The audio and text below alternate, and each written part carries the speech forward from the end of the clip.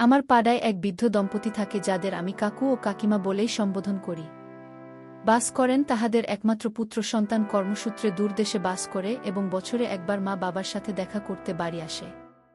বেশ কয়েক মাস আগে কাকু অসুস্থ বোধ করার সময় কাকিমা আমায় তাহার রক্তচাপ পরীক্ষা করার অনুরোধ করলেন। আমি আমার যন্ত্র দুটি নিয়ে তখনই তাদের বাড়িতে গেলাম। ওই সময় বাড়িতে কাকু ও কাকিমা ছাড়া তাদের বাড়িতে রান্নার কাজে নিযুক্ত এক যুবতী বউ উপস্থিত ছিল। বাড়ির কর্তার অসুস্থতা এবং তাহার রক্তচাপ পরীক্ষা হবে জেনে ওই মেয়েটিও কাজ বন্ধ রেখে কাকুর ঘরেই দাঁড়িয়েছিল। আমি ওই মেয়েটিকে প্রথম দেখে চমকে উঠেছিলাম। মেয়েটি যথেষ্ট লম্বা ফর্সা এবং শরীরের কোনো অংশে একটুও বাড়তি মেদ নেই। মেয়েটি যথেষ্টই সুন্দরী, যেটা ওদের সমাজে সহজে দেখাই যায় না। মেয়েটি সালোয়ার কুর্তা পরিহিতা আর একটা নেটের ওড়না জড়ানো, যার ভেতর দিয়ে অনেক কিছুর উপস্থিতি জানান দিচ্ছিল। সব মিলিয়ে মেয়েটির নিজস্ব একটি আকর্ষণ ছিল এবং সে যেন ঘরটিকে আলো করে রেখেছিল। কাকিমা ভাবছিল আমি বোধ হয় মেয়েটির সৌন্দর্য ও নব যৌবন দেখে তাকে তাদেরই কোনো নিকট আত্মীয় মনে করেছি। তাই তিনি মেয়েটির সাথে আমার আলাপ করিয়ে দেওয়ার জন্য বললেন। এর রূপশ্রী আমাদের বাড়িতে রান্নার কাজে নিযুক্ত। রূপশ্রী খুব ভালো মেয়ে, ওর 8 বছরের একটি ছেলে আছে। রূপশ্রী আমায় দুহাত তুলে নমস্কার জানিয়ে মিষ্টি সুরে বলল, দাদা ভালো আছেন তো? আমিও তার অভিবাদনের জবাব দিয়ে বললাম, হ্যাঁ গো ভালো আছি, তুমি ভালো আছো তো? আমি ভেবেছিলাম রূপশ্রীর বয়স মেরে কেটে 20 থেকে 22 বছর হবে এবং হয়তো 1 বা 2 বছর আগে তার বিয়ে হয়ে থাকবে। কিন্তু যখন সে 8 বছরের সন্তানের জননী, তার অর্থ অন্তত 10 বছর আগে তার বিয়ে হয়ে থাকবে এবং বর্তমানে তার অন্তত 30 বছর বয়স হবে। অথচ এখনও রূপশ্রীকে দেখে 20 বছরের নবজীবনের মতোই রেখেছে। সারাদিন ধরে ঘরের কাজ এবং বাচ্চা সামলানোর সাথে বাড়ি বাড়ি রান্নার কাজের পরিশ্রমের মাধ্যমে নিজেকে কি সুন্দরভাবে ধরে রাখতে পেরেছে। কাকুর রক্তচাপ পরীক্ষা করার সময় আমার দৃষ্টি যন্ত্রের দিকে থাকলেও মনটা কিন্তু রূপশ্রীর মিষ্টি মুখেই আটকে ছিল। যাই হোক, পরীক্ষা করে কাকুর রক্তচাপ মোটামুটি স্বাভাবিকই দেখলাম এবং কাকিমাকে সে কথা জানিয়ে দিলাম। আমি সবেমাত্র রক্তচাপ মাপার যন্ত্রটি তুলে রাখতে যাচ্ছি, তখনই আমার কানে রূপশ্রীর কথা আসলো। রূপশ্রী আমায় বলল, দাদা আপনাকে একটা অনুরোধ করব, আপনি কি আমার রক্তচাপ একটু পরীক্ষা করে দেখবেন? আমার রক্তচাপ প্রায়শই ওঠা নামা করে, তাই ডাক্তারবাবু আমায় অন্তত একদিন অন্তর পরীক্ষা করিয়ে নেওয়ার পরামর্শ দিয়েছে। কিন্তু আমার পক্ষে কাজের চাপে সেটা সম্ভব হচ্ছে না। রক্তচাপ পরীক্ষা করার সুবাদে রূপশ্রীকে স্পর্শ করার সুযোগ পাব ভেবেই আমার মনে অদ্ভুত আনন্দ হচ্ছিল।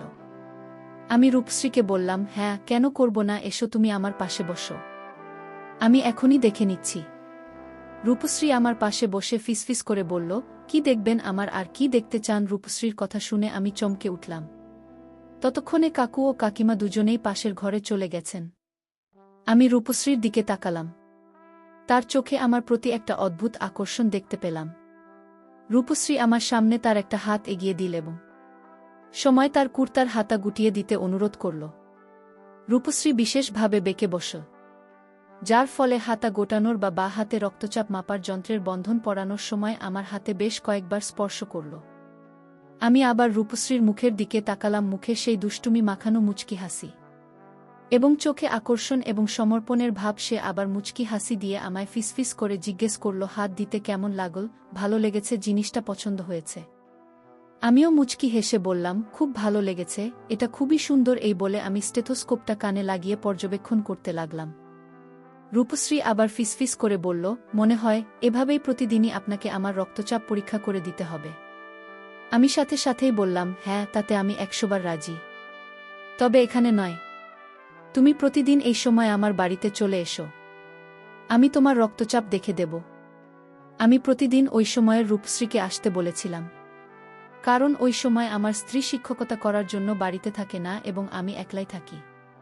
আমি রূপশ্রী রক্তচাপ পরীক্ষা করে দেখলাম মোটামুটি ঠিকই ছিল। রূপশ্রীকে সে কথা জানিয়ে দিতে সে মুচকি হাসির সাথে আসছি। আগামীকাল আপনারই বাড়িতে আবার দেখা হবে বলে রান্নার কাজ করতে চলে গেল। পরের দিন রূপশ্রী ঠিক সময়ে আমার বাড়িতে আসলো। আমি বাড়িতে একাই ছিলাম, তাই সাথে সাথেই তাকে আমার ঘরে ঢুকিয়ে নিয়ে সদর দরজা বন্ধ করে দিলাম। সেদিন রূপশ্রীকে ভীষণ সুন্দর দেখাচ্ছিল। খোলা ঘন কালো চুল, চোখের কোলে খুবই সরু কাজলের লাইন, পরনে ছিল লেগিংস আর কুর্তি আর একটা ওড়না। তার ফর্সা হাত ও পায়ের আঙুলের নখগুলি সুন্দরভাবে ট্রিম করা এবং খয়েরি নেলপালিশ লাগানো। আমি রক্তচাপ মাপার যন্ত্রটি খুলে ওর হাতে বাঁধছিলাম।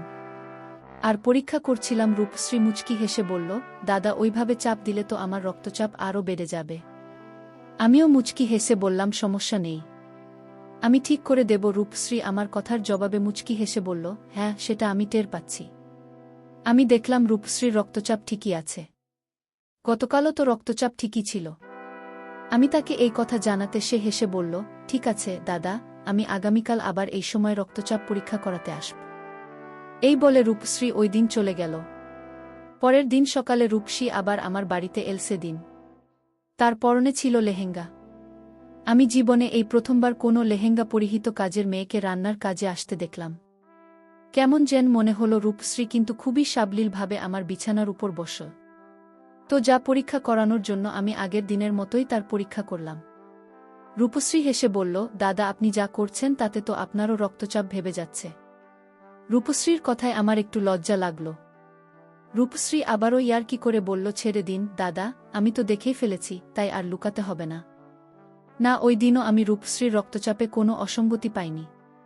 আমি বললাম, আচ্ছা রূপশ্রী, তোমার পরিবার সম্পর্কে কিছু বলো। রূপশ্রী বলল, দাদা 10 বছর হলো আমার বিয়ে হয়েছে। বিয়ের 2 বছরের মাথায় আমার ছেলে জন্মেছিল।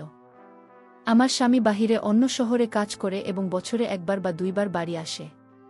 তখনই কদিন আমি স্বামীর সঙ্গ পাই।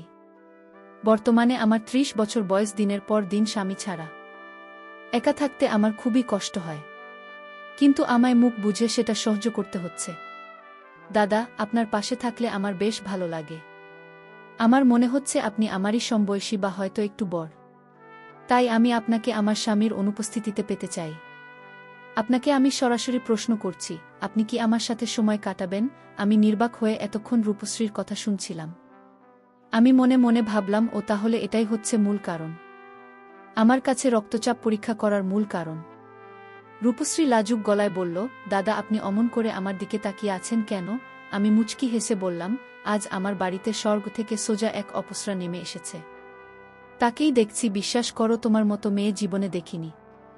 আমার মাথায় কিছু বিষয় ঘুরপাক খাচ্ছিল, যে কারণে আমি একটু স্থির হয়েছিলাম। বোধহয় রূপশ্রী আমার মনের কথা বুঝতে পেরেছিল, তাই সে আমায় বলল, দাদা হঠাৎ ঝিমিয়ে পড়লেন কেন? কি চিন্তা করছেন? ভয় পাচ্ছেন যদি আমার কোনো সমস্যা হয়ে যায়? না দাদা, কোনো চিন্তা করবেন না। আমি গতকাল থেকে আপনার কাছে আসার আগে ওষুধ খেয়ে নিচ্ছি, তাই আপনার টেনশন করতে হবে না।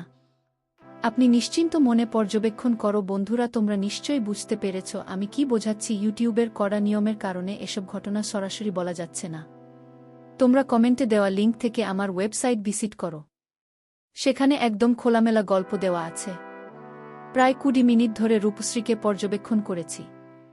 আমি সে কথা জানাতেই রূপশ্রী বলল, হ্যাঁ দাদা, আপনি অনেক পরিশ্রম করেছেন। আজকের মতো এ পর্যন্তই থাক। রূপশ্রী বলল, ঠিক আছে দাদা, তাহলে এবার আমি আসি, আগামীকাল আবার এই সময় আসব। পরের দিন রূপশ্রীর ঠিক সময় আমার বাড়িতে এল। আজ রূপশ্রী শাড়ি পরে এসেছে এবং এই পোশাকেও তাকে ভীষণ সুন্দর লাগছে। রূপশ্রী মুচকি হেসে বলল, দাদা ভালো আছেন তো? রাতে ঘুমিয়েছিলেন তো নাকি আমার কথা ভেবে জেগেই রাত কাটিয়ে দিয়েছিলেন?